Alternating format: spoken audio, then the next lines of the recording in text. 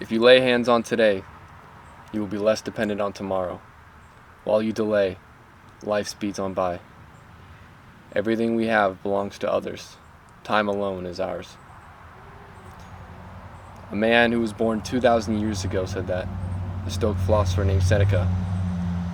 I've been reading a lot of his work lately, and I just feel very inclined to take video recordings on my thoughts and just talk about them. You know, if I have to do that one letter at a time, I will. It just feels like the right thing to do for me. In the first letter of the book I purchased, he talks about time. Talks about how no one understands how valuable of a resource it is, and how we all kind of just let it slip by without realizing that we're losing the only resource that we have in our control. When I say nobody understands how valuable time is and understands that it's even a resource, I say that because we give it so freely and we throw it away so freely without understanding, its significance. Seneca also says that no man feels indebted when he takes your time, and even a man who feels grateful for the time you've given him can't pay you back. We cherish these materialistic things, money and all sorts of other things, and we feel indebted when we give each other those things. If someone gives you $100, they feel like, most people would feel like they're in debt to you. But if you give someone an hour of your time, that person doesn't feel like they're in debt to you. And once again, even if they did feel like they were in debt to you, they can't pay you back, which is why it's so important on how you spend your time. When we're not paying attention to how valuable our time is, it slips by and we don't even notice it. Seneca also talks about how it's shameful to let it all slip by without even noticing its passing, to just forget that it even happened. I think the most dangerous thing about our view on time is that we have a lot of it, which is why we're so generous with our time, and which is why we're willing to give, social media and drama and just pointless things so much of our time, is because we assume we have so much left of it.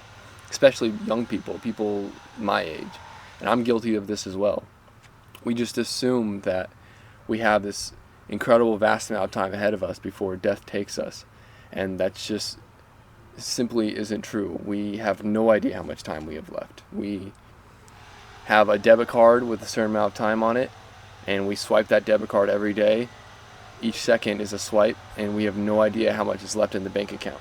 We have no idea how much time is left. We think we do.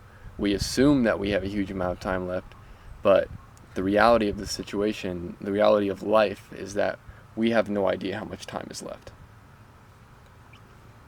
We just think and assume because we're arrogant and we're self-interested, and we believe that we'll have all these years ahead, and we don't come to the realization that the amount of time that is allotted to us is only in God's knowledge, not in any of ours.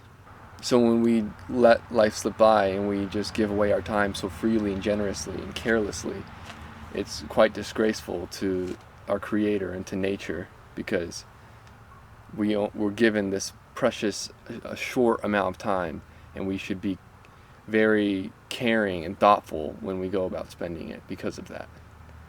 Instead, we assume that we have it all, when the reality is we could have very, very little left and have no idea. We should take charge of our time, and we should hold it and guard it carefully. Lucilius was being told this by Seneca right in the beginning of the letter. He talks about how he needs to take charge and guard his time, and how he needs to make it his, not others. Time is ours alone. No one else can own our time other than ourselves. They can try and take it. We can give it to them. But at the end of the day, it's ours, and we get to control how we use it. We shouldn't delay. We shouldn't assume that we have an incredible amount of time. We should understand that we could have very little, and understand that we need to use it as soon as possible and use it on the most useful things and the most meaningful things to us. I'm going to end this video by reading just a paragraph out of the letter, just because it's what gave me the inspiration to make this video, and I feel like I should give credit.